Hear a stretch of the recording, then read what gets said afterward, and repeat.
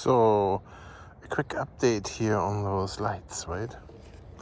Got me those lights and I have to mount them somewhere. So my plan was I wanted to mount them here on the fence, but I don't want to drill holes in the fence. So I designed briefly here this little device where this screws in and then this one hooks up to the fence. So I don't know if it will work down here. No, I think it could. So it was supposed to go in like this, and then it's basically on the fence like that, right? So this should work down here too. But I think this is much better like this here. The only problem I have is with the sunlight here, because the sun is coming from there,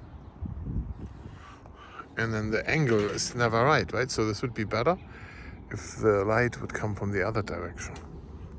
But if it doesn't work like this, I can also, with my design here, go this way, right? So then I would have a light down here,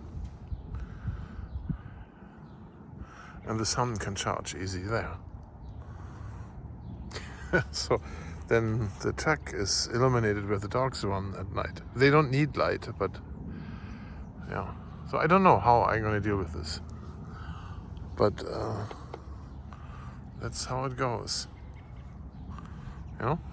So when you print this thing, it takes like 3 hours to print the whole thing. And that's how it looks like inside. So